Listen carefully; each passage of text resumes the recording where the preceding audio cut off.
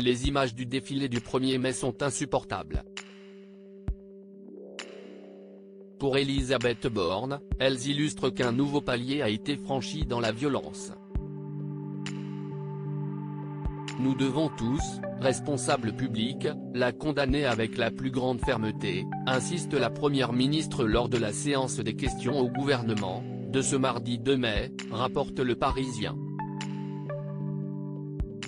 Dans son viseur, Jean-Luc Mélenchon.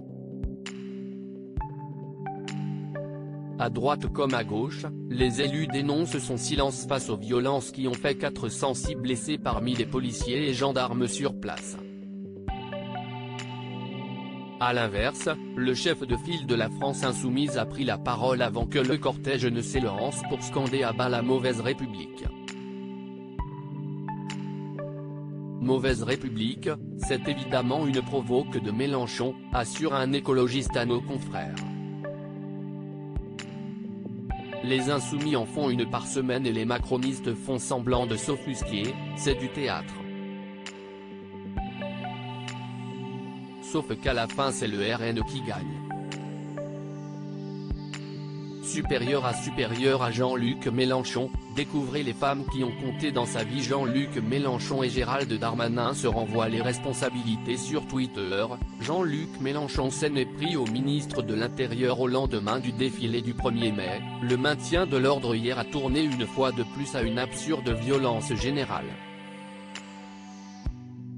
Darmanin en est 100% responsable.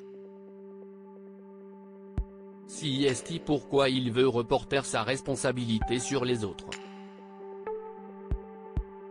Les policiers devraient se méfier d'un chef aussi lamentable.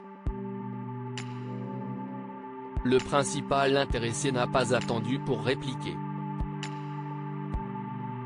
Sur BFM TV, il dénonce la position de l'insoumis entre l'ambiguïté et la complicité.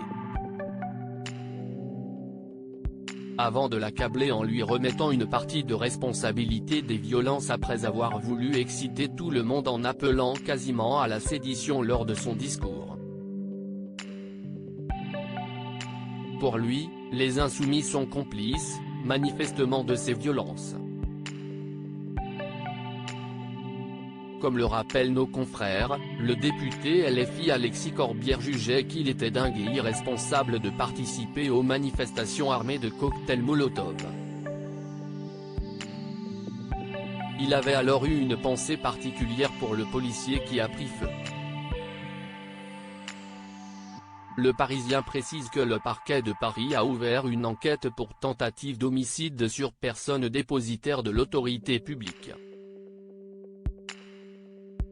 Crédit photo, Jonathan Reboa Panoramique.